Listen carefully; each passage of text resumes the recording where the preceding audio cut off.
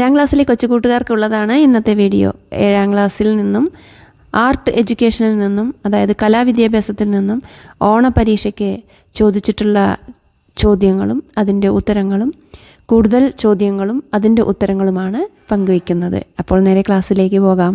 ഒന്നാമത്തെ ചോദ്യം, ദേശത്തിന്റെ അടിസ്ഥാനത്തിൽ ഉള്ള നാടൻ പാട്ട് ഏതാണ്?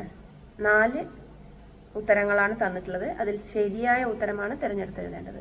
നന്ദുണിപ്പാട്ട്, തിരുവാതിരപ്പാട്ട്, കടൽ പാട്ട്, ഇടനാടൻ പാട്ട്. ശരിയായ ഉത്തരം ഇടനാടൻ പാട്ട്.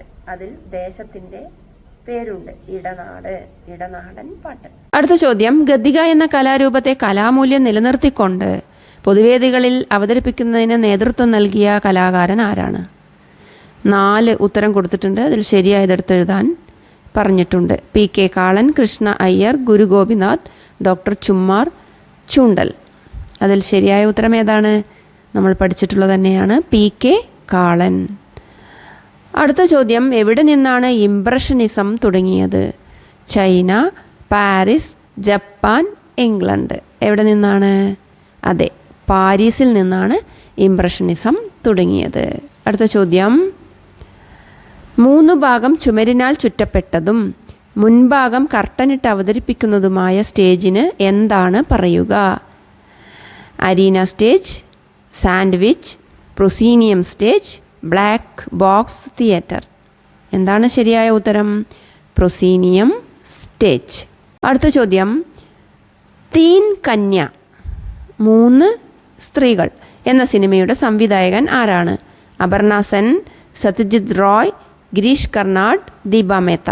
നമ്മൾ പഠിച്ചതാണ്. സത്യജിത് റായ് ആണ് തീൻ കന്യ എന്ന സിനിമയുടെ ഡയറക്ടർ, സംവിധായകൻ.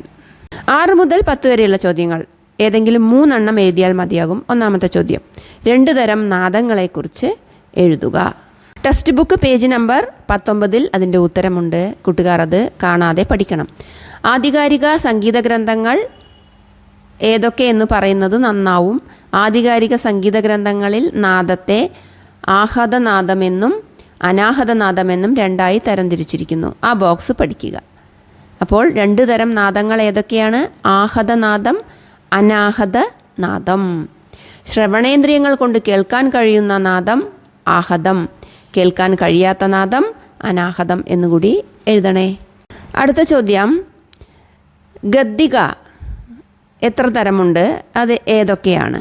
2 തരം ഗദ്ദിക ഏതൊക്കെയാണെന്നാണ് ചോദിച്ചിട്ടുള്ളത്. നാട്ടുഗദ്ദിക, പൂജാഗദ്ദിക എന്ന് എഴുതിയാൽ മതിയാകും. അടുത്ത ചോദ്യം, എന്താണ് കളർ വാല്യൂ? എന്താണ് കളർ വാല്യൂ? നിറങ്ങളിൽ അടങ്ങിയിരിക്കുന്ന വെളിച്ചത്തിൻ്റെ തോതിനെ കളർ വാല്യൂ എന്ന് പറയുന്നു. പാഠപുസ്തകത്തിലുണ്ട്, കാണാതെ പഠിക്കുക. നിറങ്ങളിൽ അടങ്ങിയിരിക്കുന്ന വെളിച്ചത്തിൻ്റെ തോതിനെ, അളവിനെയാണ് കളർ വാല്യൂ എന്ന് പറയുന്നത്. അടുത്ത ചോദ്യം, ഫ്രെയിം റേറ്റ് എന്നാൽ എന്താണ്? ചലനം സൃഷ്ടിക്കുന്നതിന് ചിത്രങ്ങളെ തുടർച്ചയായി പ്രദർശിപ്പിക്കുന്നതിൻ്റെ ആവർത്തിയെ ഫ്രെയിം റേറ്റ് എന്ന് പറയുന്നു. പേജ് നമ്പർ 43 ഫ്രെയിമും ഫ്രെയിം റേറ്റും ഉണ്ട്. അല്ല, ഫ്രെയിം റേറ്റ് എന്ന കോളം കൂട്ടുകാർ പഠിക്കുമല്ലോ.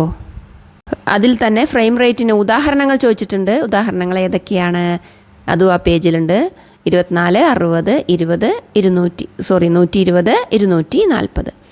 അടുത്തതായിട്ടുള്ള ചോദ്യം, എന്താണ് രംഗവസ്തുക്കൾ എന്നാണ്? അരങ്ങിൽ കഥാപാത്രത്തെ അവതരിപ്പിക്കാൻ അഭിനേതാക്കളെ സഹായിക്കുന്നതും അഭിനേതാക്കൾ സ്വയം കൈകാര്യം ചെയ്യുന്നതുമായ വസ്തുക്കളാണ് രംഗവസ്തുക്കൾ അഥവാ സ്റ്റേജ് പ്രോപ്പർട്ടീസ്. പേജ് നമ്പർ 13 രംഗവസ്തുക്കൾ, സ്റ്റേജ് പ്രോപ്പർട്ടീസ് എന്ന ബോക്സ് പഠിക്കുക. അതിൽ വിശദമായി കൊടുത്തിട്ടുണ്ട്. കൂട്ടുകാരത് പഠിക്കുമല്ലോ. പേജ് നമ്പർ 13 രംഗവസ്തുക്കൾ ഉള്ളത്. അടുത്ത ചോദ്യം, കുറച്ച് സംഗീതോപകരണങ്ങൾ നൽകിയിട്ടുണ്ട്. ഏത് നാദവുമായി അവ ബന്ധപ്പെട്ട് കിടക്കുന്നു എന്നാണ്. അപ്പോൾ അവിടെ കൊടുത്തിട്ടുള്ള ആ സംഗീതോപകരണങ്ങൾ, ഒന്ന് ചെണ്ടയാണ്.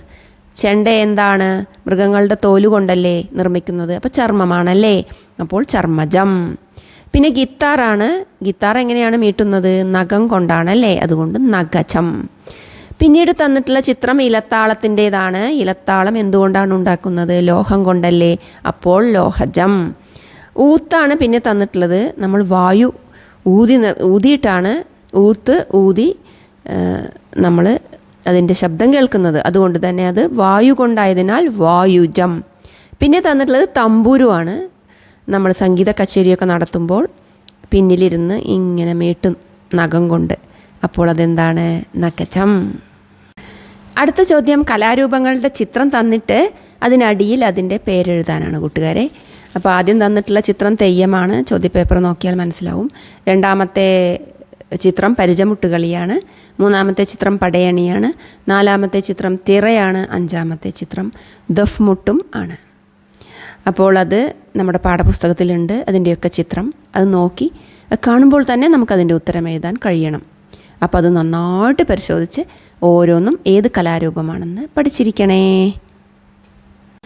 പിന്നെ ചോദിച്ചിരിക്കുന്നത് മുഖംമൂടികളുടെ ചിത്രം തന്നിട്ട് അത് ഓരോന്നും ഏത് രാജ്യത്തിൻ്റെ എന്നതാണ് ചോദിച്ചിട്ടുള്ളത്.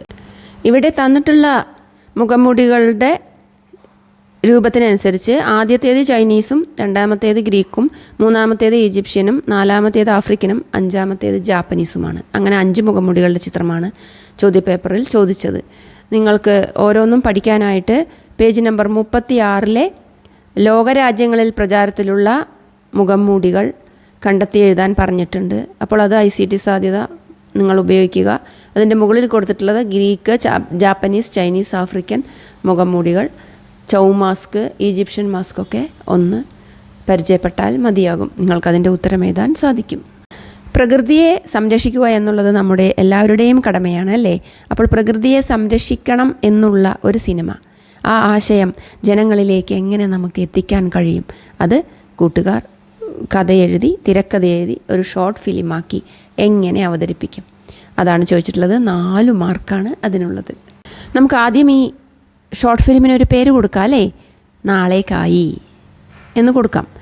അതിനുശേഷം വിവിധ രംഗങ്ങൾ എങ്ങനെ ചിത്രീകരിക്കണമെന്ന് നമ്മൾ തിരക്കഥ എഴുതി തീരുമാനിക്കുന്നു. അപ്പോൾ ആദ്യം സ്റ്റേജിൽ മലിനമായ പരിസരമാണല്ലേ.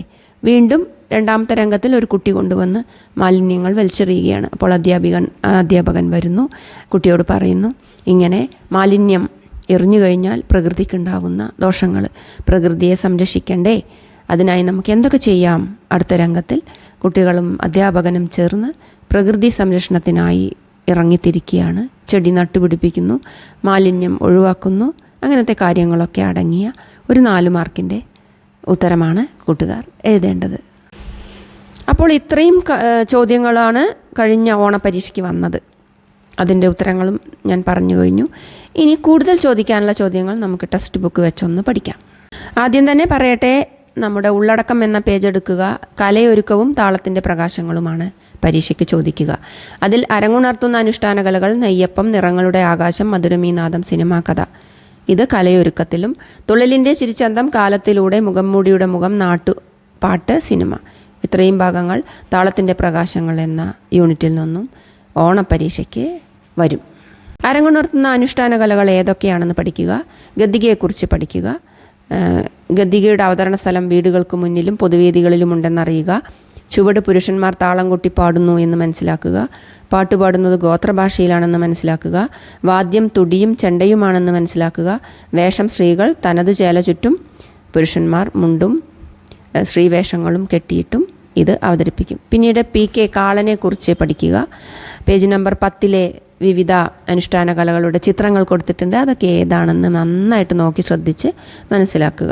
പിന്നീട് കാപ്പാട് അഹമ്മദ് കുട്ടി മുസ്ലിയാർ ആരാണെന്നും എന്താണെന്നും പേജ് നമ്പർ 10 അത് പഠിക്കുക.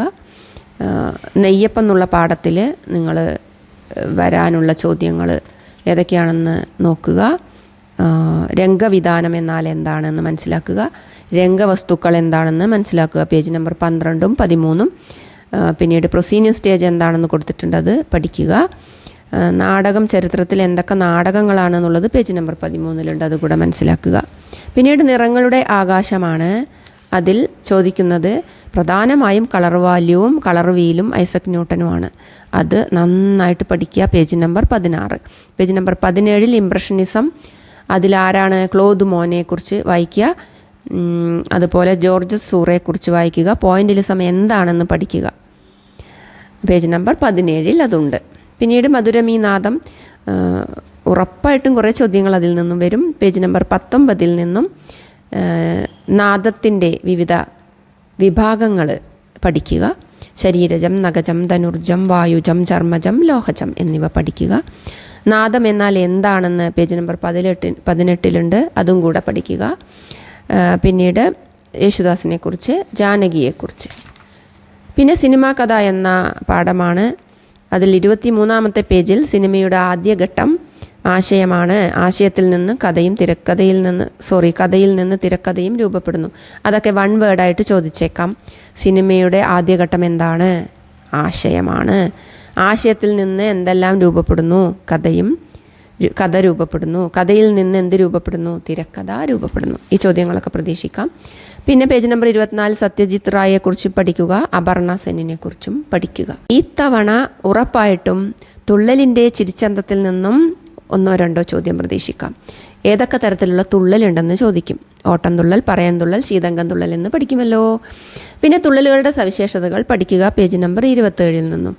എന്തൊക്കെയാണ് ഓട്ടം തുള്ളൽ? അതിൻ്റെ വേഷം എന്ത്? മുഖത്തെഴുത്തെന്ത്? ശിരോലങ്കാരം എന്ത്? അതൊക്കെ ഞാൻ യൂട്യൂബിൽ തന്നെ ചെയ്തിട്ടുണ്ട്.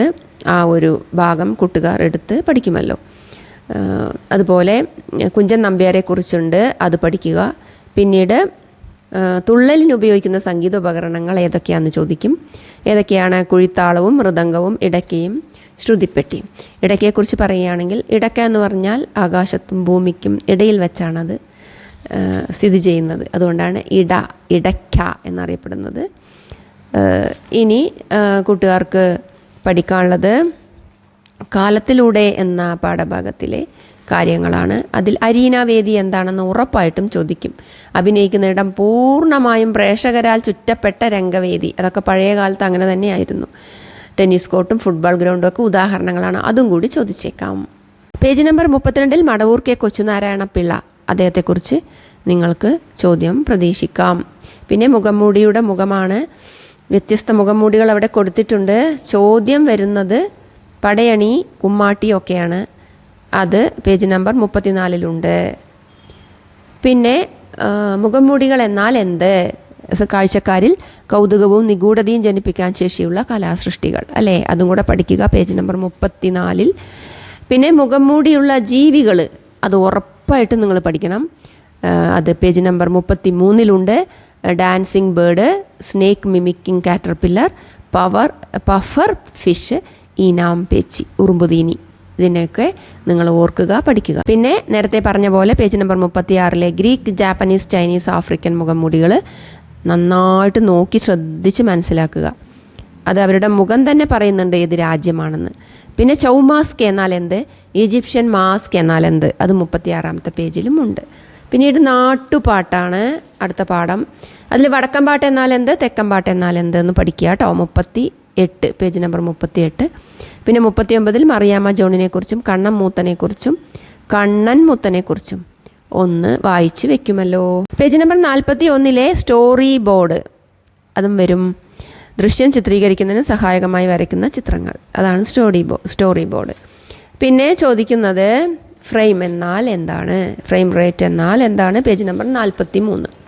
അതോടുകൂടി ഓണപരീക്ഷയ്ക്കുള്ള പാഠഭാഗങ്ങളിൽ നിന്നുള്ള പ്രതീക്ഷിത ചോദ്യങ്ങളുടെ വിശദീകരണം കഴിഞ്ഞു. അപ്പോൾ കൂട്ടുകാർക്ക് എല്ലാവർക്കും ഈ ഒരു വീഡിയോ ഉപകാരപ്പെടട്ടെ എന്ന് ആശംസിക്കുന്നു. വീണ്ടും അടുത്ത ഒരു വീഡിയോയുമായി വരുന്നതാണ്. അതുവരെ ബൈ ബൈ.